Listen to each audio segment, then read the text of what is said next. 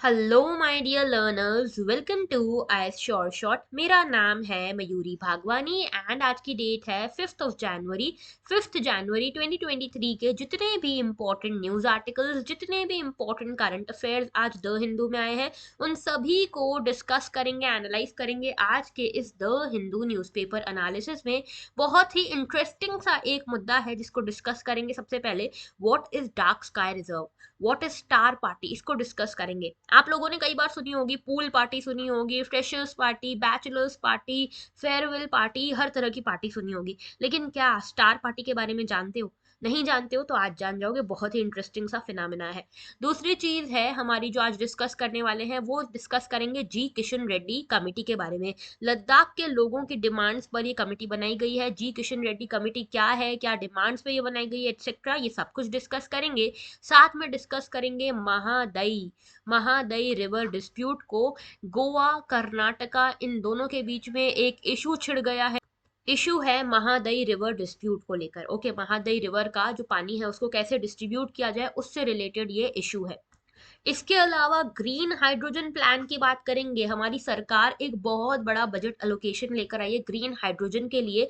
तो हमारे देश को ग्रीन हाइड्रोजन डिपेंडेंट और फॉसिल फ्यूल इंडिपेंडेंट बनाने के लिए हम यहाँ पे ये ग्रीन हाइड्रोजन मिशन की तरफ काम कर रहे हैं। क्या है पूरा ये मिशन, इसकी भी बात करेंगे। साथ में एक बहुत ही अच्छा एडिटोरियल आज डिस्कस करेंगे जो कि बात करता है पंचायत एंड म्यूनिसिपैलिटीज के बारे में। तो बहुत ही अच्छा, बहुत ही डिटेल्ड ये एनालिसिस होने वाला है। मजा आएगा आप लोगों को, आई प्रॉमिस। शुरुआत करते हैं इस एनालिसिस की। सिर्फ 144 डेज बचे हैं यूपीएससी प्रीलिम्स में। तो this is a big alert for all of you कि तैयार हो जाओ जंग के लिए। और इस जंग में हमें हमारा सब कुछ झोंक देना है। कोई भी एफर्ट ऐसा नहीं होना चाहिए जो हमसे रह जाए। Okay, all right. और अगर आप इस जंग में जीतना चाहते हो तो आईएएस श्योर शॉट आपके लिए लेकर आया है एक रिवोल्यूशनरी प्रोग्राम, जिसमें हमारा एम है कि आप में से ज्यादा लोगों का, ज्यादा से ज्यादा स्टूडेंट्स का ड्रीम रियलाइज हो, ज्यादा से ज्यादा स्टूडेंट्स का 2023 प्रीलिम्स क्लियर हो। और इसीलिए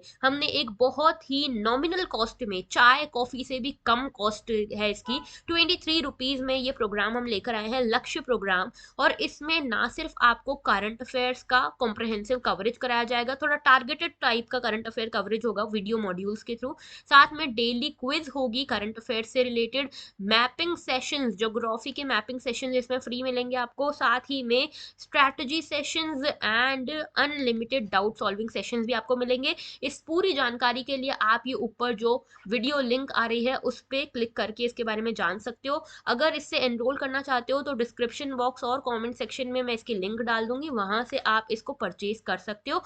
एंड एक व्हाट्सएप नंबर भी डाल दूंगी, अगर कोई भी डाउट हो तो यू कैन कॉल और व्हाट्सएप। ओके, बात करते हैं आगे टुडेस पिंच ऑफ पॉजिटिविटी की। देखो, आज का पिंच ऑफ पॉजिटिविटी कहता है a little progress each day adds up to a big result. तो थोड़ा थोड़ा आगे बढ़ते रहो, थोड़ा थोड़ा आगे चलते रहो, कीप मूविंग। और ये जब चलते रहोगे, आगे बढ़ते रहोगे ना, उसी से आपको एक दिन बहुत बड़े रिजल्ट्स मिलेंगे। ओके, तो धीरे धीरे हौले हौले चलते रहना है और हमारा ड्रीम एक दिन जरूर रियलाइज होगा। ओके, बढ़ते हैं आगे। और आज का पहला आर्टिकल जो है that is about dark sky reserve and star party. What is this star party, what is this dark sky reserve? तो तल कावेरी जो है ना, वो साउथ इंडिया का टॉप स्टार पार्टी डेस्टिनेशन बन गया है। ये आज का आर्टिकल है, साइंस एंड टेक से आप इसको कनेक्ट कर सकते हो। तो देखो, तल कावेरी कहाँ है? तल कावेरी कर्नाटका में। तल कावेरी, एक और इम्पोर्टेंट इससे रिलेटेड इफैक्ट ये है कि तल कावेरी वही जगह है जहां पे आप कावेरी रिवर का ओरिजिन देखते हो। ठीक है, तो कर्नाटका के तल कावेरी से ही कावेरी रिवर का ओरिजिन आप आसपास से देखते हो। तो तल कावेरी को यहाँ पे, कावेरी रिवर का जो सोर्स है उसी को साउथ इंडिया का हानले कहा जा रहा है। ये हानले क्या है? हानले जो है एक जगह है लद्दाख में। ठीक है, इस जगह को, हानले जगह को सबसे ज्यादा यूज किया जाता है ऐसी चीजों के लिए जहां पे आपको एस्ट्रोनॉमिकल ऑब्जर्वेशंस करनी है, या फिर आपको स्काई गेजिंग करनी है, स्टार गेजिंग करनी है, स्टार्स का पता लगाना है, रिसर्च करना है स्टार्स से रिलेटेड या कुछ भी। तो आपको ऐसी जगह चाहिए ना जहाँ पे ज्यादा नॉइज ना हो, ज्यादा लाइट्स ना हो, जो नेचुरल लाइट है, नेचुरल स्काई है, वो आप आसानी से देख सको, ऐसी जगह चाहिए। तो लद्दाख का हानले उसी के लिए फेमस है। और लद्दाख के हानले में भी रिसेंटली डार्क स्काई रिजर्व भी बनाया गया था। ये डार्क स्काई रिजर्व क्या है ये भी बताऊंगी। तो ऐसे ही जैसे हानले नॉर्थ में है ना लद्दाख में, वैसे ही तल कावेरी है कर्नाटका में।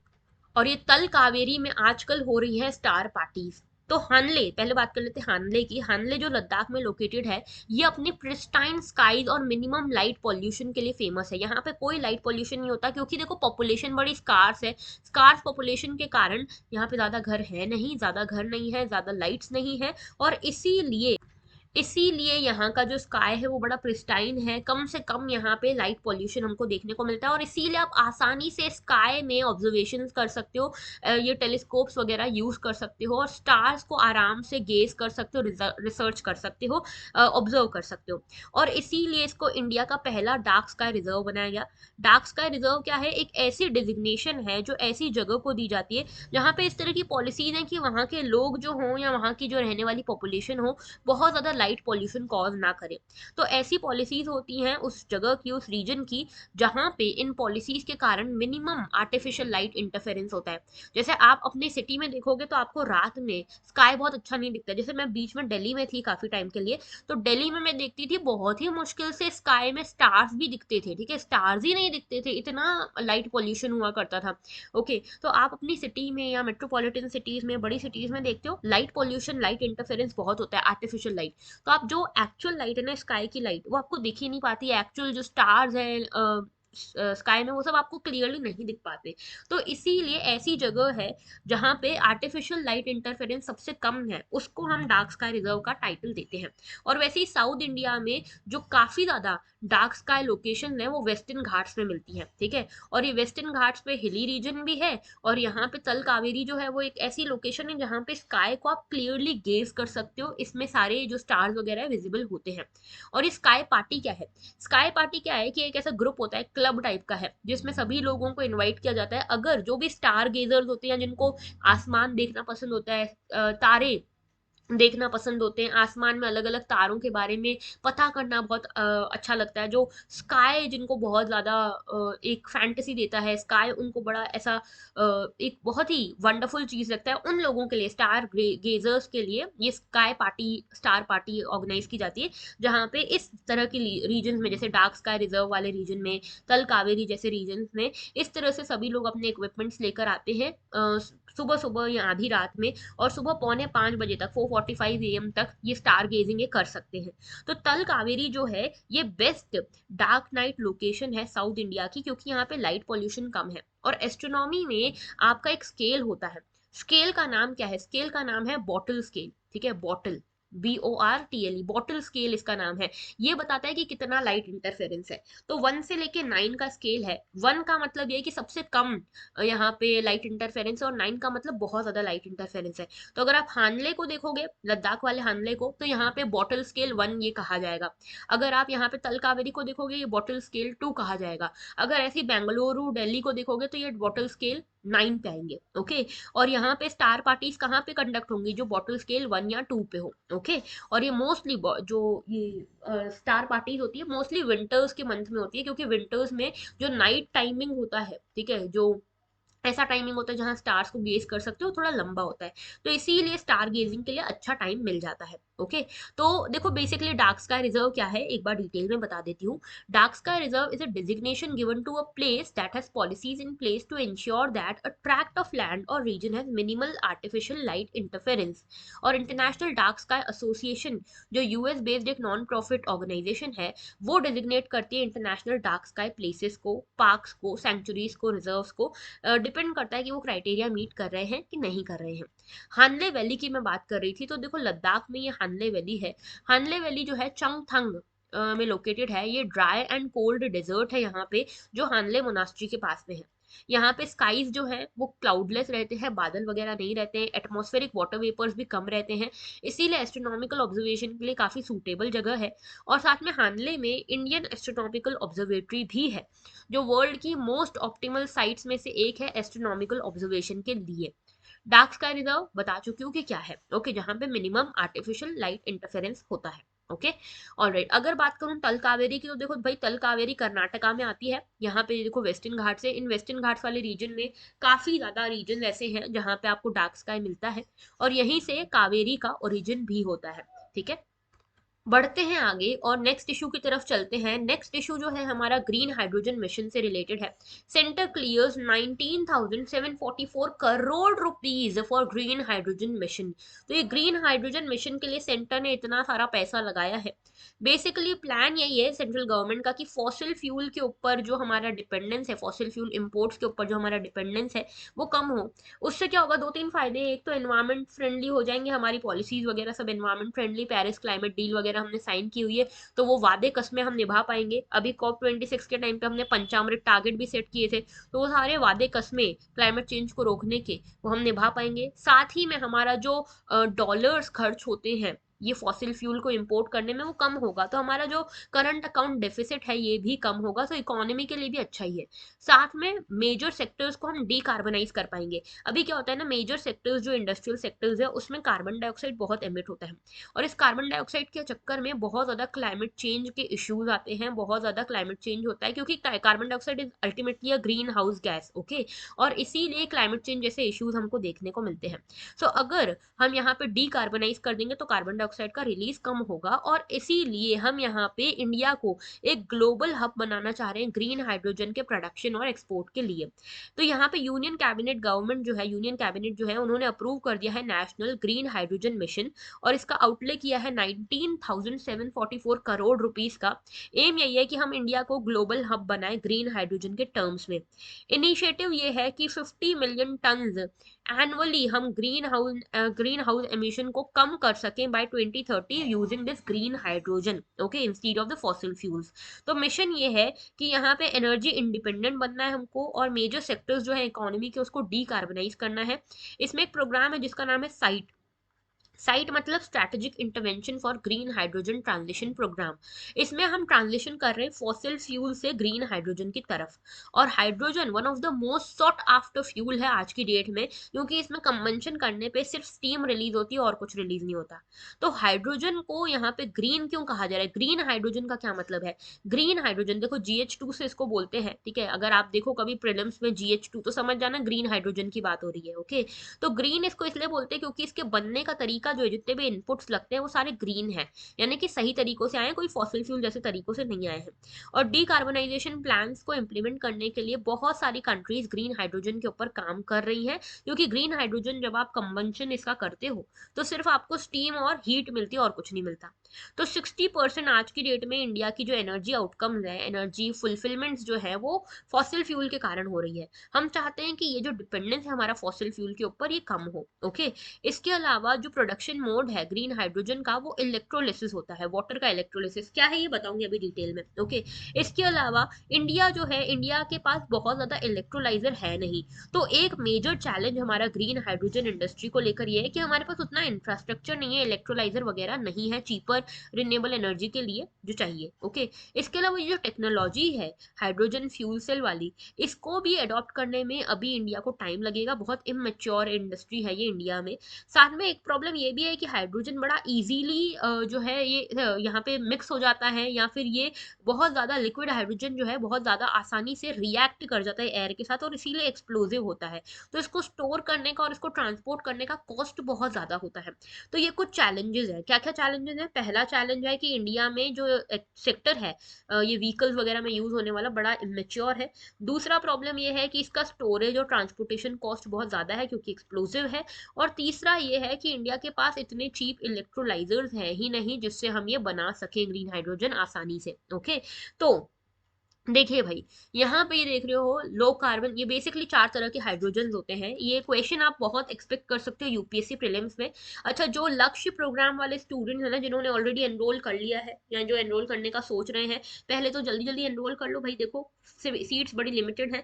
और दूसरी चीज ये कि जो लक्ष्य प्रोग्राम में जिसने भी एनरोल कर लिया है या करने का सोच रहे हो, वो देखो सिर्फ लक्ष्य प्रोग्राम पे तो डिपेंडेंट मत रहो। मैं ये कहूंगी अगर आप ज्यादा से ज्यादा बेनिफिट्स लेना चाहते हो ना, तो आज से ही सही, आज आज से ही ये डेली हमारा द हिंदू एनालिसिस फॉलो करो, क्योंकि आपका क्या होगा ना, 2 बार रिवीजन हो जाएगा तो जल्दी अच्छे से याद होगा। अब जैसे ये स्लाइड है, ये स्लाइड सीधे के सीधे आ सकते हैं यूपीएससी प्रीलिम्स में, ओके, कि blue hydrogen, brown hydrogen, green hydrogen, grey hydrogen, ये 4 आपको पेयर्स बना के दे दी जाएंगे और बोलेंगे बताओ भाई कौन कौन से पेयर सही है, या फिर बोल देंगे इसमें से कितने पेयर सही है, 1 पेयर, 2 पेयर, 3 पेयर, देखा होगा लास्ट टाइम क्वेश्चन आया था ऐसा, है ना।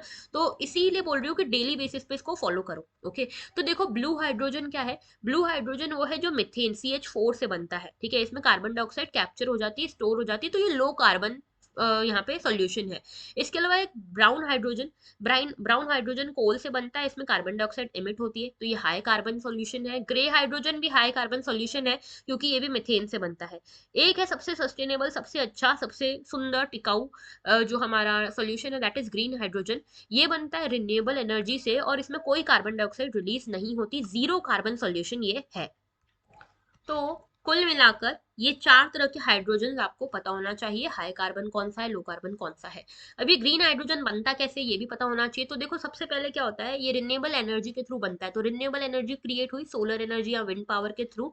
फिर इसके बाद क्या होता है कि जो वाटर होता है ना, वाटर H2O, इसको डिस्ट्रीब्यूट किया जाता है इलेक्ट्रोलिसिस के थ्रू। इलेक्ट्रोलिसिस के थ्रू इसको स्प्लिट किया जाता है ऑक्सीजन एंड हाइड्रोजन में, ओके। उसके बाद ये जो हाइड्रोजन है, हाइड्रोजन गैस को स्टोर किया जाता है और गैस या लिक्विड के फॉर्म में कंप्रेस किया जाता है।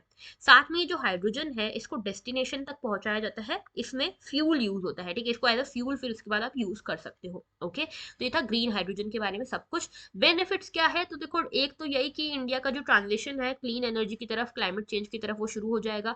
हमारा जो डिपेंडेंस है फॉसिल फ्यूल पे वो कम हो जाएगा। साथ ही में हम ग्रीन टेक्नोलॉजीज को क्रिएट करेंगे, उसके चक्कर में हमारा 18 to 20 बिलियन डॉलर का मार्केट तैयार हो रहा है और कई सारी जॉब्स भी क्रिएट हो रही हैं। चैलेंजेस क्या है, चैलेंजेस पहला है इकोनॉमिक सस्टेनेबिलिटी, ओके यहाँ पे एक इकोनॉमिक सस्टेनेबिलिटी का इशू है, क्योंकि बहुत कॉस्ट कॉम्पिटिटिव एंड कन्वेंशनल जो फ्यूल बनाना है अगर हमको, तो इसके लिए इकोनॉमिक सस्टेनेबिलिटी चाहिए, एक बड़ा चैलेंज है। दूसरी चीज है high cost and lack of supporting infrastructure, ठीक है, तो इंफ्रास्ट्रक्चर मेंटेन कर पाना, जैसे इलेक्ट्रोलाइजर्स की कमी है हमारे देश में, अभी भी जो सेक्टर है काफी इमेच्योर हमारे देश में, उसको हमको कवर अप करना पड़ेगा। बढ़ते हैं नेक्स्ट इशू की तरफ, जो कि है महादई रिवर वाटर प्रोजेक्ट से रिलेटेड। तो यहाँ पे गोवा और कर्नाटका के बीच में ये जंग छिड़ गई है, जंग है महादई रिवर को लेकर। महादई रिवर के ऊपर कर्नाटका को यहाँ पे बनाना है कलासा बांदुरी प्रोजेक्ट, ठीक है, कलासा बांदुरी प्रोजेक्ट, इनको डैम बनाना है। ये ऐसा करके क्या चाह रहे हैं, कर्नाटक वाले चाह रहे हैं कि कर्नाटक में कुछ रीजन है जो वाटर डेफिसिट्स हैं, ठीक है, वाटर डेफिसिट रीजन है, जैसे कि हमारा ये बेलगावी हो गया, धारवाड़ हो गया, ठीक है, ये वाले रीजन जो है ना, ये वाटर डेफिसिट है। तो कर्नाटक चाह रहा है महादई रिवर से थोड़ा पानी डाइवर्ट करके कलासा बांदुरी प्रोजेक्ट के थ्रू इन वाटर डेफिसिट रीजन्स को पहुंचाया जाए। लेकिन गोवा बोल रहा है भाई महादई रिवर सिर्फ तुम्हारी थोड़ी हमारी भी है, तुम अगर इसमें से पानी डाइवर्ट करके वाटर डेफिसिट रीजन में अपने भेजोगे तो हमारे पास पानी आएगा कहाँ से। और गोवा वालों का कहना ये भी है कि Mahadayi river already water deficient river है, उसमें से भी आप पानी डाइवर्ट कर दोगे तो हमारी जीवन कैसे चलेगा। तो इसके ऊपर अभी पूरा इशू चल रहा है और सेंट्रल गवर्नमेंट से कर्नाटका को जो अप्रूवल अभी मिल गया है कलासा बांदुरी प्रोजेक्ट के ऊपर, ये बहुत बड़ा जो कॉज ऑफ कंटेंशन बन गया है फॉर गोवा, ओके। तो यहाँ पे कलासा और बांदुरी दोनों ही महादई रिवर की ट्रिब्यूटरीज हैं। अच्छा, महादई का एक और नाम है मांडोवी, ओके, बहुत इंपॉर्टेंट रिवर है ये गोवा के लिए, ओके। तो बात करते हैं इसकी महादई रिवर की, पहले बात कर लेते हैं। महादई को ऐसे भी लिख सकते हो, ऐसे भी लिख सकते हो, वेस्ट फ्लोइंग रिवर है, याद रखना वेस्ट फ्लोइंग मतलब इस तरफ फ्लो करेगी, ठीक है, ये देख रहे हो यहाँ से इस तरह से फ्लो कर रही है ये रिवर, वेस्ट फ्लोइंग रिवर है, नर्मदा और ताप्ती जैसी, ओके। इसके अलावा ये स्टार्ट होती है भीमगढ़ वाइल्ड लाइफ सेंचुरी से, very very very important this is, okay.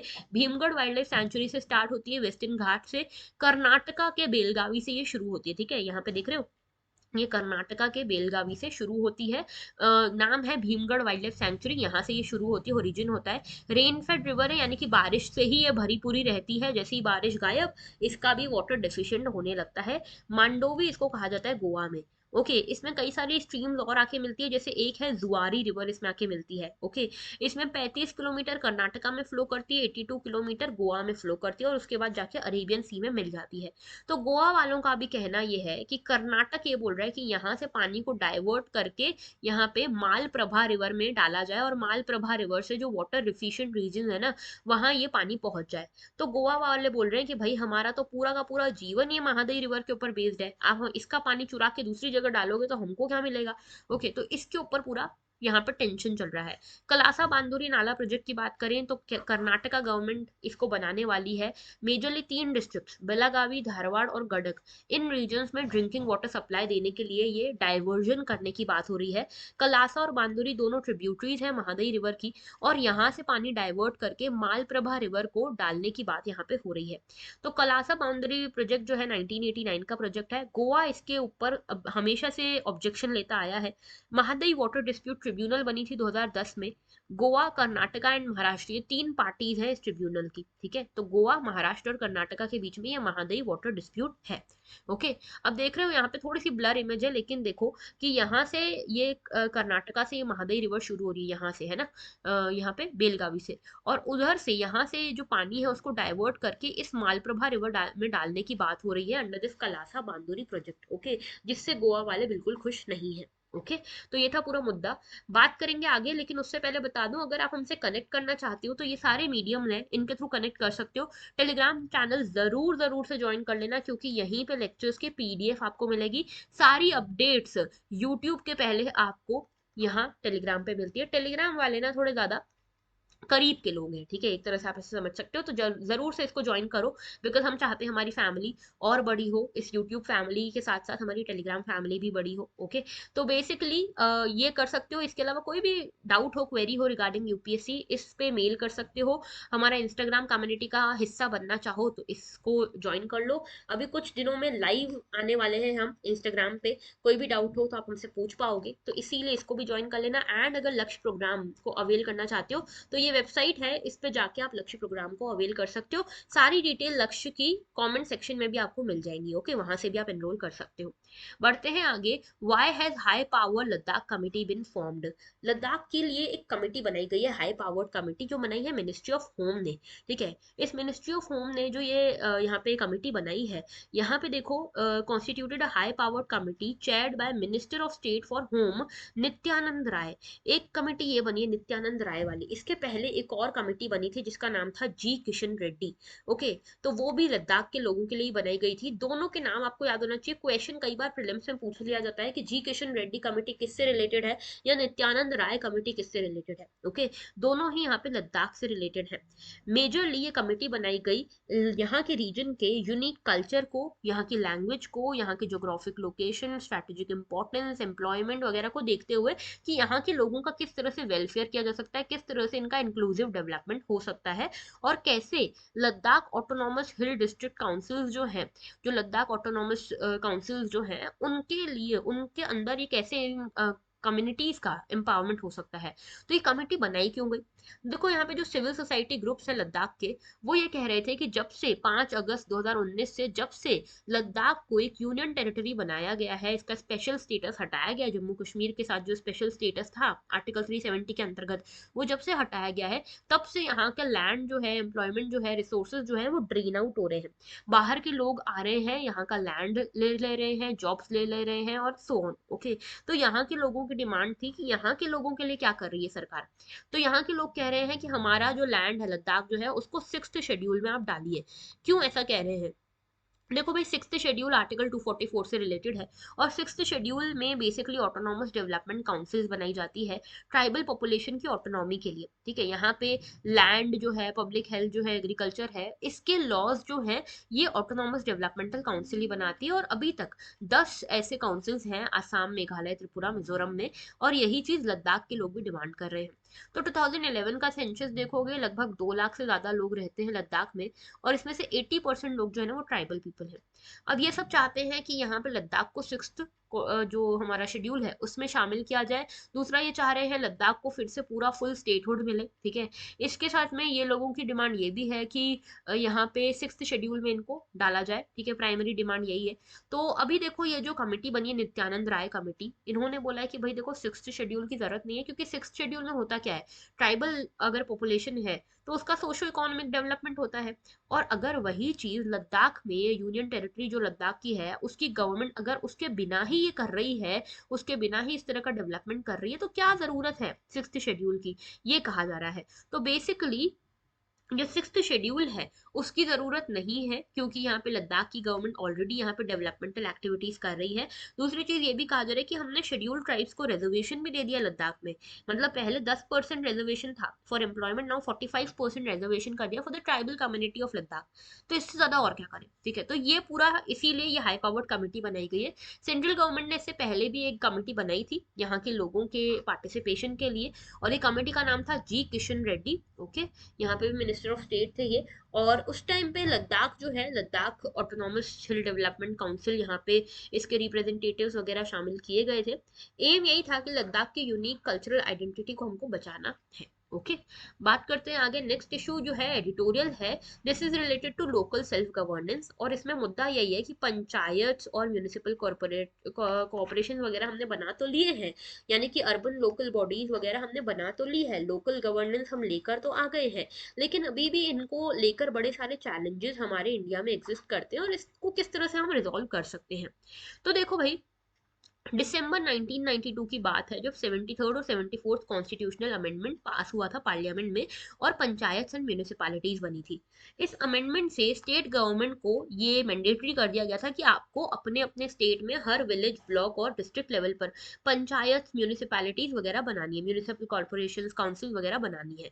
तो यहाँ से 3 टायर गवर्नेंस का स्ट्रक्चर निकल कर आया था, और ये बोला गया था कि स्टेट्स जो है वो अपने कुछ फंक्शंस, ठीक है, फंक्शंस, इसके अलावा फंक्शनरीज यानी कि ऑफिशियल्स, और फंड्स, ठीक है, 3F बोलते हैं इसको। अगर आपने सेकेंड एआरसी रिपोर्ट पढ़ी होगी, सेकेंड एआरसी में इसका मेंशन है। सेकेंड एआरसी में बोलते हैं कि 3F जो है वो बहुत जरूरी है for federal government, federation, federal government के लिए बहुत जरूरी है। स्टेट्स फंक्शंस, फंक्शनरीज और फंड्स प्रोवाइड करें पंचायत एंड म्यूनिसिपैलिटीज को। लेकिन लोकल गवर्नमेंट जो है वो डायरेक्टली यहाँ पे कॉन्स्टिट्यूशन से तो अपनी अथॉरिटी ले नहीं रही, जैसे स्टेट एंड यूनियन लेते हैं, यूनियन गवर्नमेंट और स्टेट गवर्नमेंट को अपनी अथॉरिटी कॉन्स्टिट्यूशन से मिलती है ना। लेकिन यहाँ पे जो हमारे पंचायत हैं, म्यूनिसिपल कॉर्पोरेशन है, बहुत ज्यादा कॉन्स्टिट्यूशन से कनेक्टेड है नहीं। लेकिन फिर भी कई रिफॉर्म्स इनके लिए किए गए हैं। फिर भी देखा जाता है कि पंचायत एंड म्यूनिसिपल कॉर्पोरेशन कहीं ना कहीं इनइफेक्टिव हो रहे हैं। ये मेजर जो चीजें है ना, बेसिक नीड्स जैसे वाटर सप्लाई हो गया, फुटपाथ हो गया, यही नहीं बना पा रहे। तो 30 साल हो गए 73rd 74th कॉन्स्टिट्यूशन के आए हुए, लेकिन कुछ क्वेश्चन आज भी हैं। लोकल गवर्नमेंट्स क्या कभी एम्पावर होंगी? क्या ये कॉन्स्टिट्यूशनल रिफॉर्म्स के बाद भी वीक ही रह जाएंगी? क्या लोकल सेल्फ गवर्नेंस कभी रिवाइव हो सकती भी है कि नहीं? ये सारे डाउट्स यहाँ पे हैं। तो नॉर्मेटिव बेसिस की बात करें, लोकल सेल्फ गवर्नेंस जो है उसका आइडिया सब्सिडियरिटी से जुड़ा हुआ है। सब्सिडियरिटी यानी कि 2 आर्ग्यूमेंट्स है बेसिकली। पहला तो ये कि एक इफिशिएंट प्रोविजन हो पब्लिक गुड्स का, कि यहाँ पे गवर्नमेंट जो है वो छोटे छोटे जुरिस्डिक्शंस पास कर सके अपने अपने रेसिडेंट्स के हिसाब से। बेसिकली मतलब यही है कि अभी देखो ये पूरा एक मान लो इंडिया है, इंडिया में सिर्फ एक प्राइम मिनिस्टर होंगे, तो प्राइम मिनिस्टर क्या हर एक गांव के हर एक आदमी की प्रॉब्लम समझ सकते हैं? नहीं समझ सकते। इसीलिए डिस्ट्रीब्यूशन किया गया ना, प्राइम मिनिस्टर है जो सेंट्रल गवर्नमेंट में आते हैं, फिर स्टेट गवर्नमेंट बनाई गई है, फिर पंचायत एंड म्यूनिसिपल कॉर्पोरेशन बनाई गई है। तो ये पंचायत एंड म्यूनिसिपल कॉर्पोरेशन हर एक विलेज का ख्याल रखेंगी, हर एक ब्लॉक का ख्याल रखेंगी, ठीक है। इसको कहते हैं सब्सिडियरिटी, यानी कि आप लोगों से उतना करीबी से जुड़े हुए हो और इसीलिए डीपर डेमोक्रेसी को आप एक्सपीरियंस कर पा रहे हो, ठीक है। यानी कि सिटीजन ज्यादा अच्छे से एंगेज हो पा रहे पब्लिक अफेयर्स में।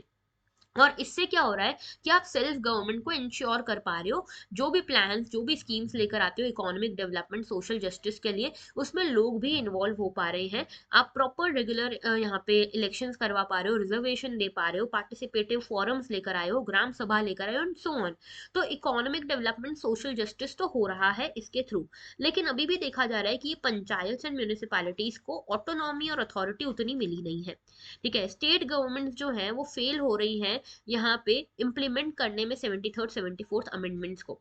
कैसे? यहाँ पे इनको लगता है स्टेट गवर्नमेंट्स को कि ये जो टैक्सेशन वाला पावर है ना, कि सिटीज में प्रॉपर्टी टैक्स वगैरह कलेक्ट करना, वो भी अभी तक स्टेट गवर्नमेंट्स ने इन म्यूनिसिपल कॉर्पोरेशन को नहीं दिया है, क्योंकि स्टेट गवर्नमेंट्स को लगता है कि सिटीज से ही तो मेजर रेवेन्यू जनरेट होता है और इसी रेवेन्यू से तो स्टेट गवर्नमेंट चलेगी। तो बेसिकली ये इकोनॉमिक पावर हाउस मानी जाती है सिटीज, और इसीलिए अर्बन लैंड का control state government municipal corporation या पंचायत को नहीं दे रही। ठीक है, तो फंक्शंस भी नहीं दे रही, फंड्स भी नहीं दे रही, फंक्शनरीज भी नहीं दे रही स्टेट गवर्नमेंट पंचायत को, म्यूनिसिपल कॉर्पोरेशन को।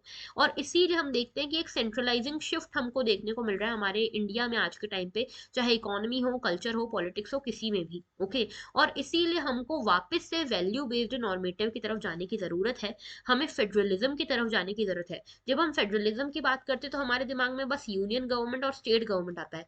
नहीं, ये यहाँ तक इतना फेडरलिज्म नहीं है, इसके बाद वाला भी पंचायत एंड म्यूनिसिपल कॉर्पोरेशन भी इस फेडरेशन का हिस्सा है, और हमें उसी हिसाब से सोचना चाहिए, क्योंकि फेडरल फ्रेमवर्क जो है कॉन्स्टिट्यूशन का एक इंटीग्रल पार्ट है। ओके, तो ये था हमारा पूरा एडिटोरियल। इसमें से जो भी मेजर पॉइंट्स आपको लगे उसको जॉट डाउन कर लो मेंस के आंसर राइटिंग के लिए। ओके, नाउ हमारा आज का क्वेश्चन है अबाउट ईगन सी। मैपिंग से रिलेटेड क्वेश्चन है, एटलस जरूर खोलना, और एटलस खोल के, गूगल नहीं, एटलस खोलना है, एटलस खोल के ईगन सी को सर्च करना।